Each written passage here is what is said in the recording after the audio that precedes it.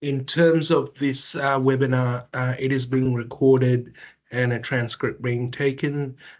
Just need to let all of you know of that.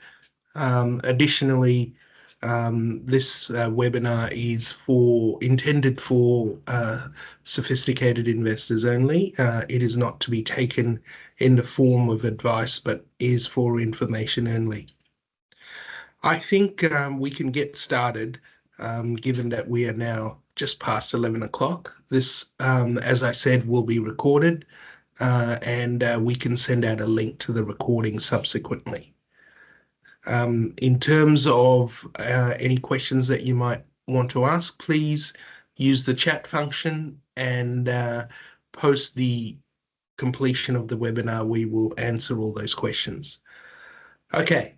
So in terms of the webinar today, we're going to address the positioning of the India Avenue Equity Fund, as well as the characteristics of it. And we're going to discuss that in the context of the McKinsey paper that was put out about the future outlook for India. None of this should be vastly significantly different to what you already know, but yet I thought it would be a good opportunity to talk about how we're positioned in the context of forward thinking that McKinsey's have put out on the region earlier this month. Okay. So firstly, I just thought I'd take you through our business, just for those who are not as familiar. India Avenue is a boutique firm jointly domiciled in Sydney, Australia, and Mumbai, India. The focus for us is on knowledge, insights, and expertise, and transferring that in the form of our investment solutions for Australian and New Zealand-based clients across wholesale space, essentially family offices, high net worth, direct clients, as well as financial planning or financial advised clients. That makes up the breadth of our client base. And the aim really is to benefit from India's multi-decade growth story, which we're in the midst of. There are 4 founders who are responsible for the setup and structure of India Avenue, going back to its history 7.5 to 8 years ago. All the founders have a connection with ING Investment Management, where they worked from the period of 2005 to 2012. The 3 key aspects of India Avenue's philosophy, apart from India being a high growth region, is also that we believe it's an inefficient market in terms of Indian equities, and there's opportunities to add value through primary research. This has been illustrated particularly by local managers, and when I say local managers, investment managers based in India, which understand the local ecosystem. For example, they have been able to generate around 5.8% per annum alpha over the last 10 years in their local markets.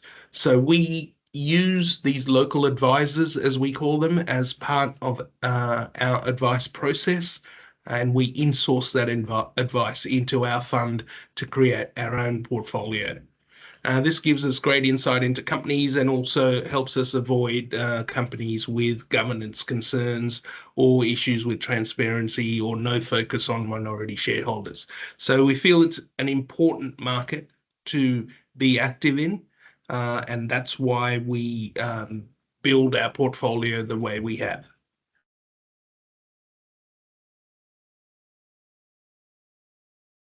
Okay, moving on to the India Avenue Equity Fund.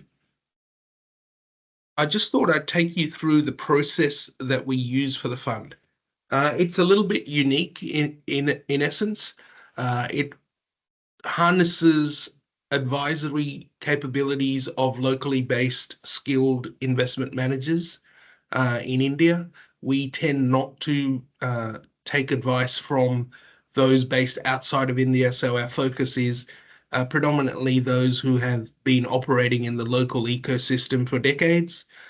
We tend to research these advisors on an ongoing basis. That's part of our process, understanding who's who in the zoo in India, as well as then, building a selection list of advisors with strong capabilities, good insights, understanding of companies, founders, and apart from companies, the value chain and the network that these founders and businesses operate in, such as their peers, their competition, uh, understanding, therefore, what a company can achieve over the longer term comes from these insights from advisors that we work with. We sit together with these advisors once selected to design an advisory mandate that can harness their skill sets and their style in an effective manner with high conviction.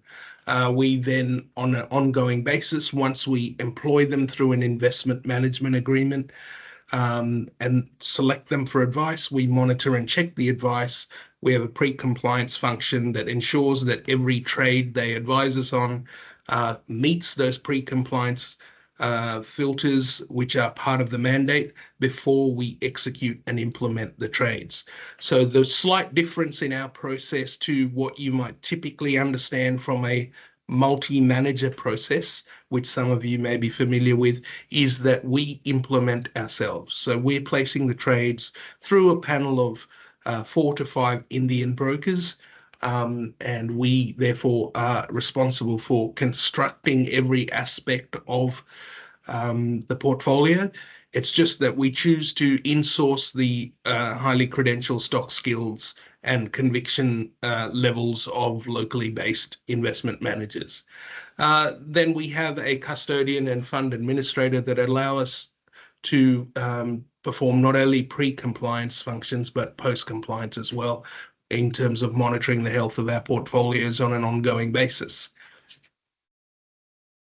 The investment team that we have in Australia essentially has the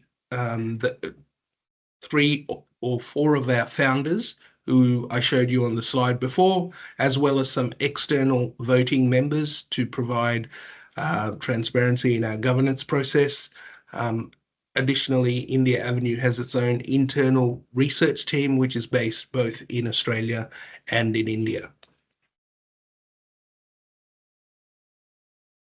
In terms of performance of the fund, as of 30th of June, the fund had a good year from a financial year perspective. In fact, since the pandemic, the fund has gone through a period of decent performance, apart from the year of 2022, and that was driven essentially by higher rates, higher inflation.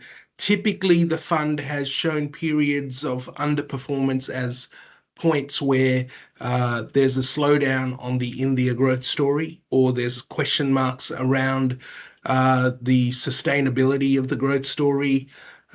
These tend to lead to periods of underperformance as the market rotates from sustainable growth stories towards cash proxies. So that's what happened in 2022. Our positioning tends to look for growth stories, but at a favorable valuation, not necessarily paying less for cash proxies.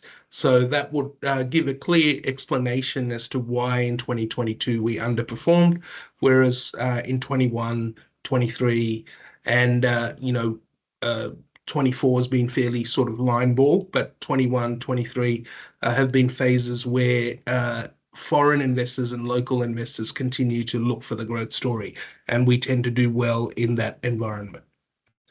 When we look at the positioning of the fund, we can also see that certain sectors we have strong positions in relative to the benchmark. The fund is not benchmark aware. However, it's interesting to note infotech has been an area we've been adding exposure to over the last 6 months. It's come from underweight to now a stronger overweight. Healthcare has been a strong overweight for well over 12 months now, and financials is a slight overweight. So, slight overweight in the context that the index already has a fairly significant weighting to this sector. I'll talk about those in the context of the McKinsey report. But just before I wanted to go on, I'll just go back actually and talk you through this performance in the context of tax rates. An important factor because last night in India's budget, they also tinkered slightly with the capital gains tax rates. So for a foreign fund that invests in India, there is a payment of capital gains tax. If you sell your stock within 12 months of purchase point, the capital gains tax used to be short-term capital gains, which was paid at 15%. That has now been increased to 20%. So that was in the budget last night. Long-term capital gains, which is if you hold securities for greater than 12 months, used to be taxed at 10%. That has now been increased to 12.5%. So slight increases in capital gains tax. Now, for a fund, it pays capital gains tax in India before funds can come back to Australia. Just to explain that, the fund's performance numbers via its NAV includes all capital gains taxes paid in India. For an investor in Australia, because Australia and India have a dual tax treaty, it means that all the capital gains taxes paid in India, or predominantly, or when I say all, not 100%, but somewhere between 70 and 100% of those capital gains taxes are available for Australian investors as a tax credit in their tax refund. So this is not reflected in the performance figures and is not reflected in the benchmark returns, but is reflected in the performance figures of the fund. So you can see, for example, the India Avenue M class relative to the MSCI India, which does not include any of the tax payments, has not performed as well as its comparison to the iShares MSCI India ETF, which does include the capital gains taxes paid. So an investor experience in India from a return perspective does take into account capital gains taxes. However, the benchmark does not. So that's an important thing to look at when trying to decipher alpha relative to an invested experience versus a benchmark experience. All the funds in Australia that invest into India would be impacted by the same thing. Essentially, that means the reported returns include the tax, but investors receive this credit back in their tax refund. Just thought I would clarify that. When we compare the performance of the fund to other available options in Australia for India-only funds, we see today that there are 4 funds available in Australia: India Avenue, Elliston, Fidelity, and Fiducian, which are actively managed. And there are also 2 ETFs offered by BetaShares and Global X. We have included the performance of the fund relative to its peer options since the entrance of the ETFs in 2019, approximately 5 years ago, and the fund has performed quite well relative to its competition. And that's essentially because of its positioning. And what I mean by that is it has quite an active positioning. It looks deeper down the cap curve to try and find those growth companies at a more favorable valuation in comparison to perhaps more liquidity focused, large cap aware positioning, which tends to be more expensive companies where the growth is already acknowledged, already well covered by the broker universe, and where primary research can add perhaps less value than looking further down the cap curve. Another important fact is to be noted. So when we look at our positioning, we have a bias towards market leaders in secular and cyclical growth categories. We're looking at growth opportunities where they're still at a favorable valuation and not noticed as such by a broader set of institutional investors as yet. And our focus is definitely not just on the India story, but also playing the active management story in that market. And we do that through, I guess, a deeper understanding of the local business ecosystem and through our network in India.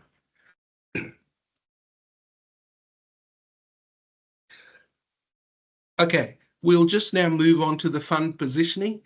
We can see what I mean by this cap curve and looking further down the cap curve by looking at the table on the left. From a large cap positioning, and we say large caps essentially refers to the top 100 companies by market cap in India. This will essentially be about 65% of India's market cap. India's market cap today is close to US 5.5 trillion, the fourth largest market in the world. So when we look at the top 500 stocks in India, we can kind of see the following segregations. The top 100 makes up, let's say, 72% of the top 500. The top 500 would be roughly 93% of overall market cap. The next 150 companies we call mid cap, where we are fairly represented. That would be from an Aussie market cap perspective around 5.5 billion to about 18 billion. Small caps are the next 250 after that, which would be Aussie 1 billion to about 5.5 billion. That's where we have a strong representation. And we also have a strong representation in the micro cap space, which is basically Aussie 100 million up to about 1 billion. Why do we have a strong representation in these two segments? This is where primary research can really drive advantage. This is where you can find growth stocks which are leaders in their category or their segments, but are yet to find institutional investors or foreign investors who are looking for liquidity as the number one priority in comparison to, say, valuation. So this is a hunting ground for alpha. When we're building a portfolio, we just have to be conscious that it will be somewhat liquidity compromised, and we need to be able to open up the active share at points which are favorable for this segment, and at other points be cognizant of how we address that sacrifice we're making in liquidity slightly relative to, I suppose, the large institutional foreign type exposure that you might find in an emerging market fund or an Asia fund or a global fund that's picking one or two of the top 10 in India. We have been in the last 6 months rotating towards larger caps because of this very strong run in small and micro cap stocks. For example, the large cap exposure has come from in the 30s to about 48.4 as of the end of June, and has increased to over 50 by then. So part of our role at India Avenue is also to be rotational and understand that at certain points it's time to open up the potential for alpha, and at other points it is going to be a period where perhaps the active share might be slightly reduced with a view that there'll be more opportunities over time. This can be explained in the next chart, which really talks you through, the style biases we've had in the fund since our inception. You can see there, for example, on the right, the value style. We are very focused on that at the moment, and there is a strong bias in the fund because of where valuations are. That doesn't necessarily mean we are a value fund, but at this point in the environment, that's certainly a style that we feel will continue to play out given where interest rates are and given where valuations are. From a growth perspective, it could look like we're giving away on growth as a style, but essentially that's because we don't want to pay up necessarily for growth stocks in this environment, and are more cautious about our positioning on and how we find growth exposure in the fund. And I talked about capitalization and rotation. You can see that, we've just started to tick up our exposure on the large cap side and just started to hold back our exposure in the small side. Smalls continue to have run during this period as we have tinkered with these weightings. However, and that's kept the weighting of small quite high given its continued outperformance. but we continue to shave uh, our weighting in that space in the favor of large caps in the current environment, whilst acknowledging structurally that we tend to favor areas where alpha can be rich. It's just at the moment, yeah, we feel that there will be better opportunities down the track in that small and mid cap space, and there are some attractive opportunities in the larger cap segment. Okay, so that's really the positioning of the India Avenue Equity Fund. Now, I thought I'd just provide a few quick slides on, what was in the McKinsey report and the positioning of our fund with respect to that.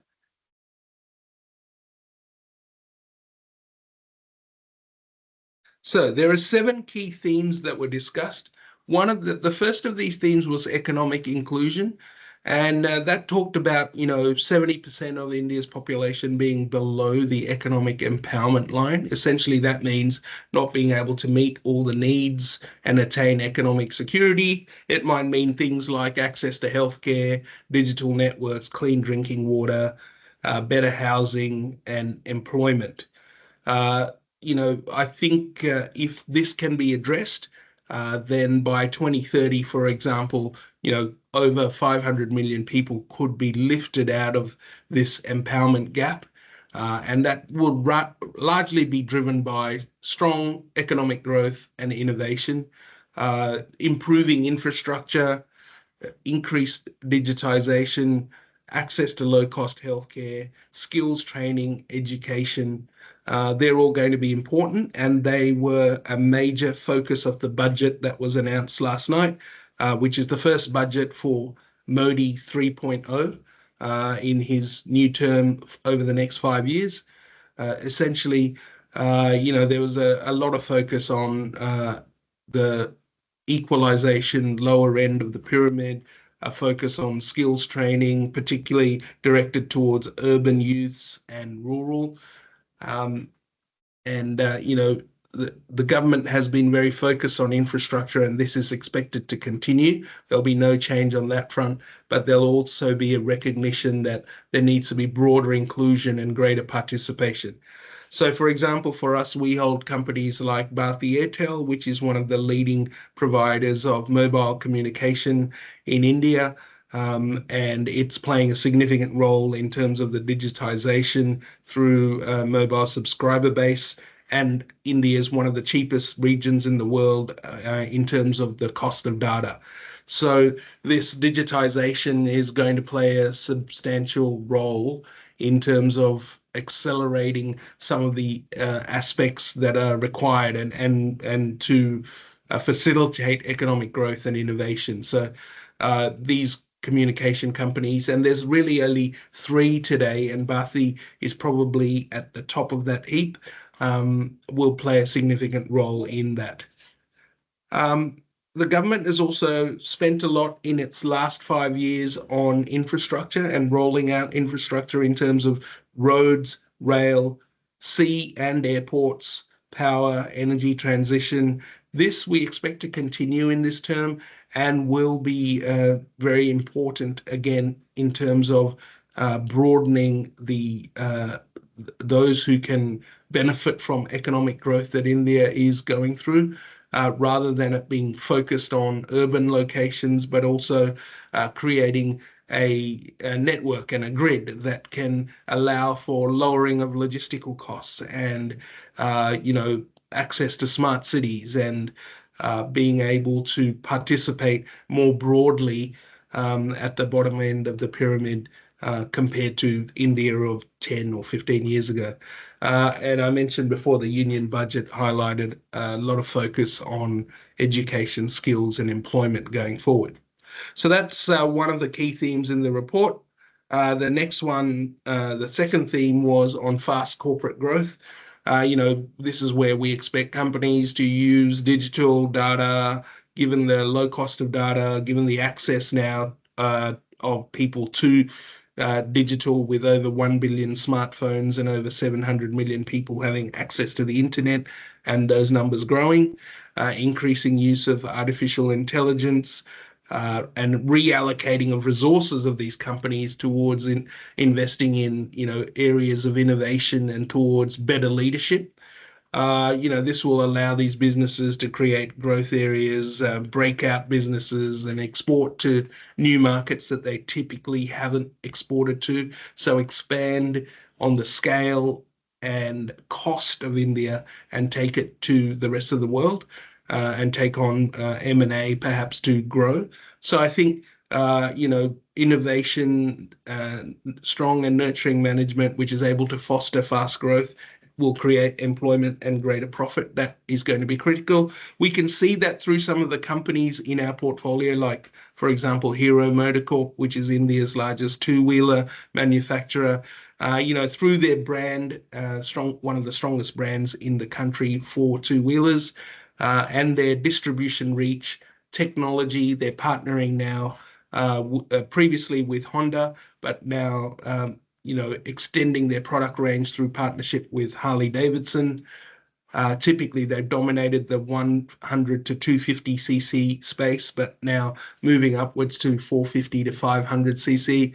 And they're exporting to several countries, given their scale, their cost, their focus on innovation, EV, and being able to take it to other emerging markets and expand their presence is an example of companies that are innovating and using product structures to extend their reach beyond just India. Polycab Industries is another company which is involved in cable and wiring, which is growing fast through the focus on infrastructure of the government. They've used innovation, acquisition along the way, and strong management towards continuing the focus on growing fast in the current environment, to allow them to then build greater economies of scale in their business.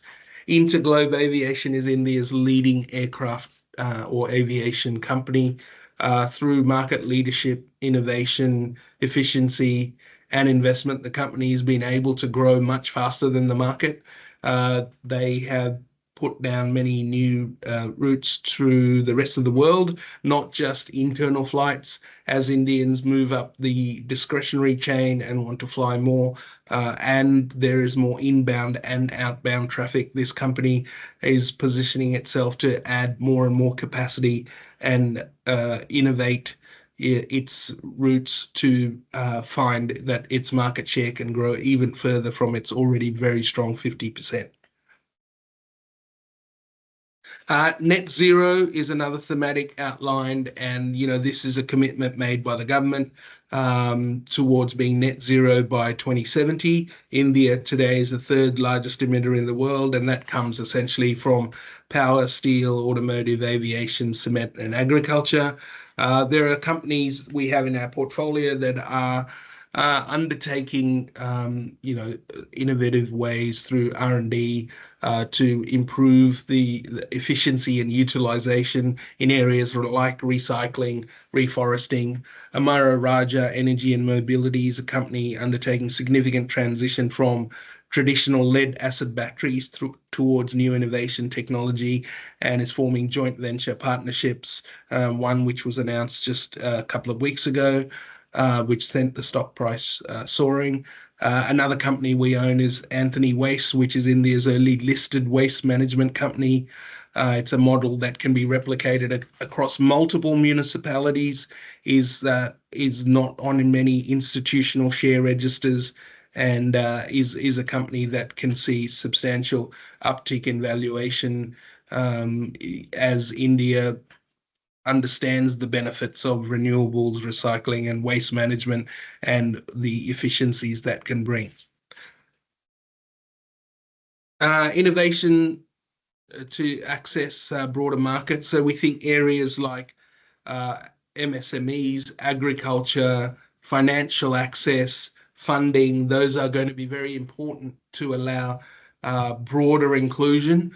And so companies that are at the forefront of perhaps lending to tier 3, 4, 5, and 6 cities, smaller, less metropolized cities, they will continue to benefit from access reaching a broader remit. And so companies like Bajaj Finance, Cholamandalam Investment and Finance reach out into a broader base of clients, to those who typically didn't have access to finance. First, we had India going from being unbanked to banked over the last 10 years. Now we're getting a greater accessibility to finance. Household debt to GDP is still sub 40%. So there's still a decent runway for finance to reach a broader set of hands done in the proper way.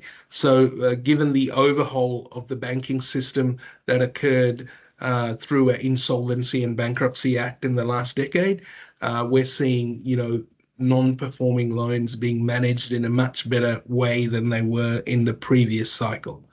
Kaveri Seed is another company which is the India's largest agriculture company, which we own. Specializes in hybrid seeds, and that's certainly an important aspect for increasing efficiency in farming and yield. And this will continue to play out, as most of the farmers in the past have depended on things like minimum support prices and have led to perhaps a higher degree of inefficient farmers staying in the system.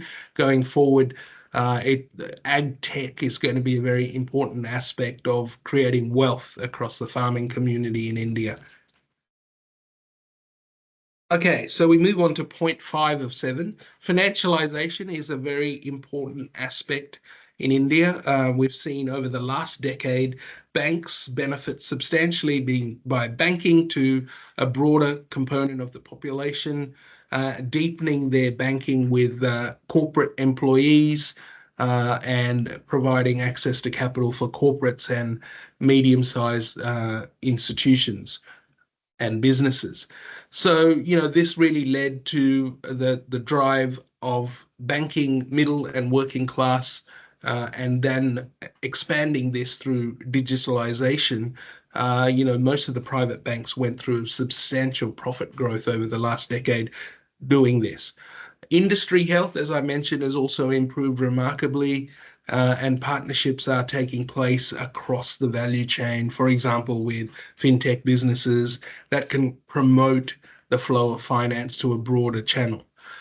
The next stage would be to improve and continue to improve customer experiences and be aware of being a good corporate citizen and building operational resilience for these banks. So I think private banks like HDFC Bank, ICICI Bank, and Axis, which we all own in the portfolio, they've seen their first leg of profit growth, and can continue to extend their reach and broaden their services through partnerships and smooth the transition of finance. We mentioned earlier some of the NBFCs that we own.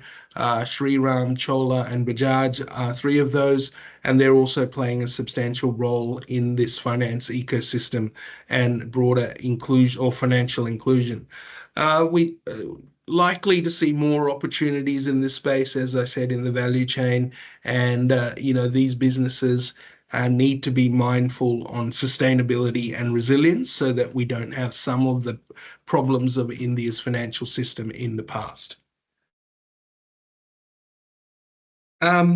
IT evolution, and sorry, just going back on banking and financialization, this is part of the reason we still remain overweight in the segment slightly, because our view is that, it still is a long way to play out. And whilst India remains a growing, emerging economy, the financial system is going to be important. It may not always be through banks, it may not always be through NBFCs, but players across the value chain of financialization are going to be important to facilitate the growth of India.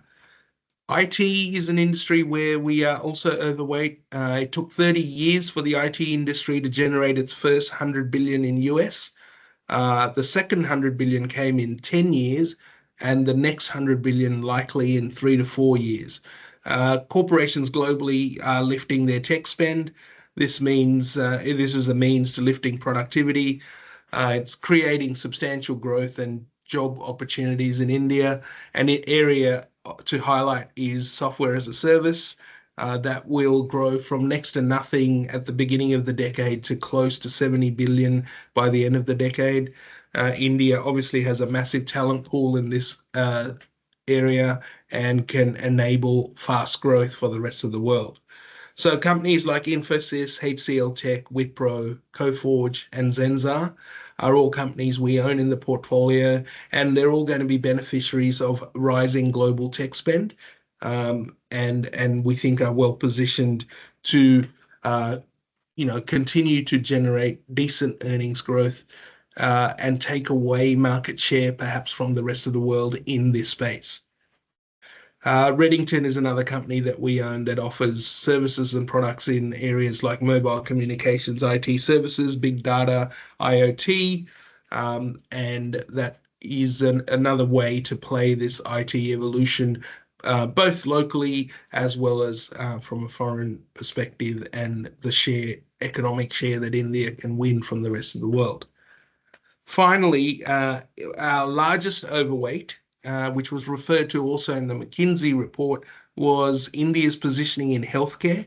The pandemic revealed that India's strength in healthcare and pharmaceuticals was substantial. India supplied over 160 countries during that period and has the capability to produce drugs, medical devices inexpensively and at scale. Medical sciences is another cutting edge area where, given India's talent pool, manufacturing capabilities, and access to equipment, this is allows it to deliver low cost, affordable solutions to many more people from a healthcare perspective. So scalability is and cost are going to be substantial drivers for the healthcare industry to thrive in India. Companies like Aurobindo Pharma, which we own, has a significant capacity to produce generic pharmaceuticals in the US for the US. Sorry, it is the largest exporter to the US in this segment, and continues to win market share in generic pharma in foreign markets. We also own a company called Marksans Pharma, which is essentially a smaller version of the same thing in terms of being able to export generic drugs at a lower cost and at scale, far better than some of the other regions. In terms of FDA approved plants around the world, India has leadership there with over 100 approved sites. So we expect Indian pharma companies to continue to drive advantage of their cost and scale through the rest of the world. This extends to other areas in pharmaceuticals like contract manufacturers, which again, through India's talent pool and scale, are able to offer services to the rest of the world in terms of development in this space. Additionally, areas like hospitals in India, giving access to the broader population at lower costs, and given the increasing awareness post the pandemic and access to lower cost medicines, this is going to be a substantial growth area in India as well. So I just wanted to highlight that when you read through that report, and in terms of our thinking and our positioning, we have had these exposures in place, and we think that going out over the rest of this decade, the portfolio is well positioned to capitalize on India opportunities and growth opportunities that should play out going forward, rather than necessarily looking at holding large liquid exposure of companies that have already made it to the top of the heap and are successful from what happened perhaps in the last decade. So with that, I'll just turn it over to any questions. For those that might have some, please use the chat function and I will answer the questions.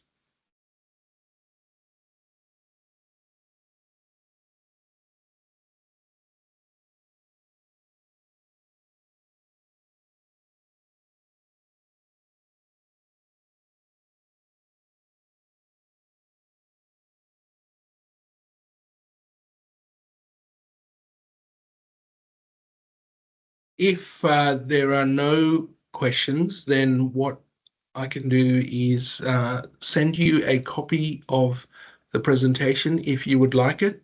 Otherwise, please email me through your questions and I will be able to respond. Okay, we have one question. Oh, okay. So elaborating on how Australian holders can claim the tax credit, as part of their tax distribution statement and their year-end statement, they are made aware of the tax credits, uh, and they can claim it when they're undertaking their tax refund as an offset to the taxes paid on capital gains tax.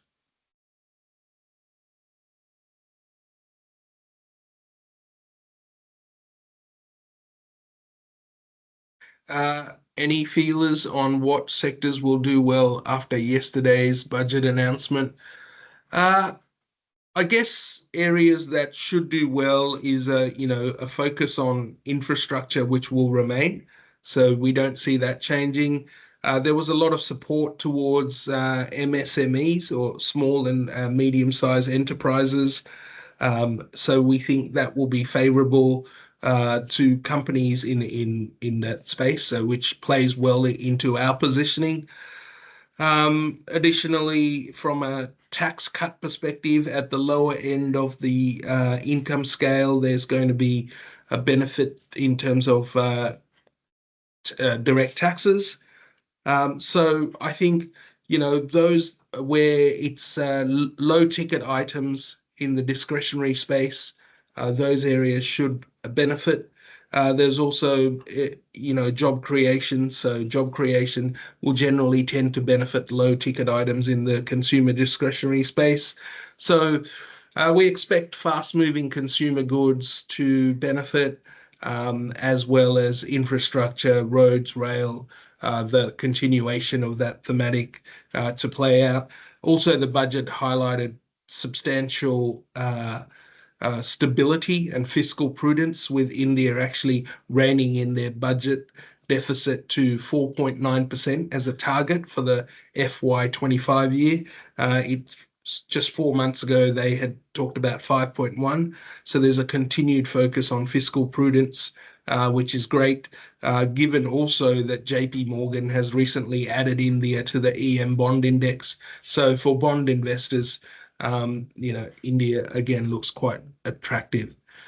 How much do you estimate the tax credits improve overall return not shown in actual returns?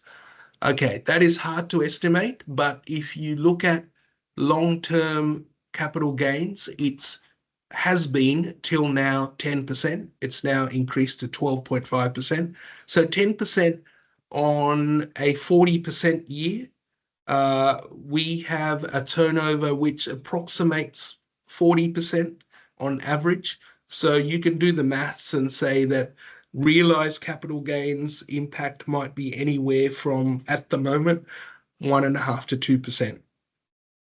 At perhaps the long-term returns of the fund since inception of about 13.5%, with about, let's say, a 40% turnover, perhaps the impact might be closer to 1% longer term.